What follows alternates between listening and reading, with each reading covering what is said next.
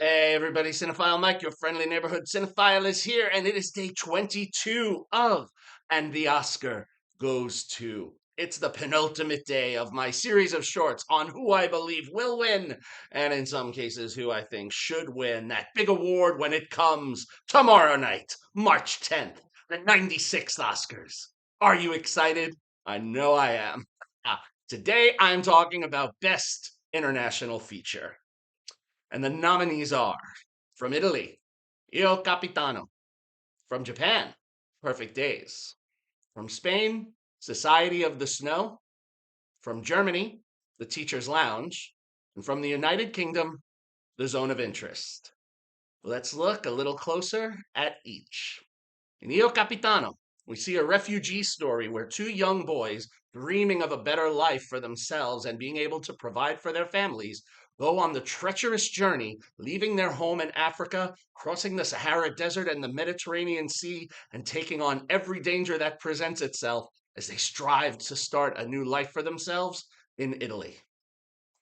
In Perfect Days, we follow the life of a public bathroom cleaner in Tokyo, Hirayama, and as he goes about his routine, choosing to find his escapes in his vast book collection and largely American classic rock music collection, as he goes through the routine, we will see how periodic interruptions can impact the natural flow of events in his life.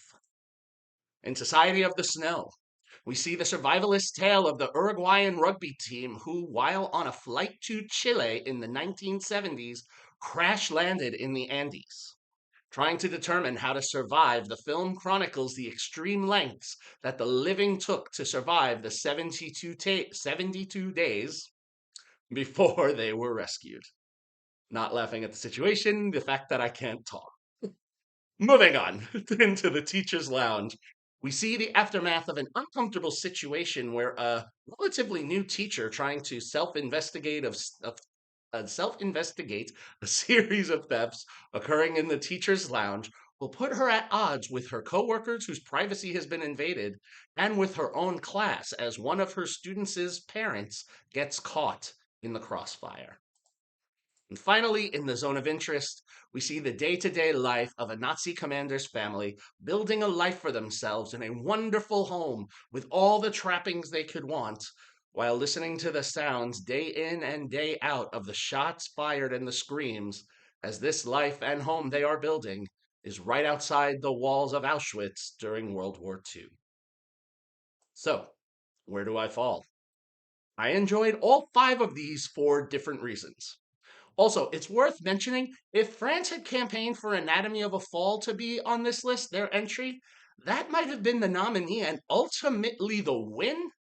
But France put up the taste of things for international feature, putting Anatomy of a Fall in all of the other categories, but Taste of Things was not nominated.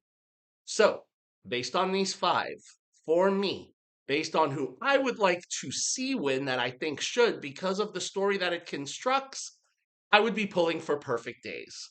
It was a wonderful story that showed how the truly ordinary can really be extraordinary, and also the message and the reminder to value the simple things. However, given the front runner that it's been most of this award season throughout various awards, unless it was going up against Anatomy of a Fall, it didn't win. But because it's here solely by itself, when that envelope is opened, we are going to hear the zone of interest will be announced as the winner. This year, it's pretty much one of the surest bets. So, do you agree with me?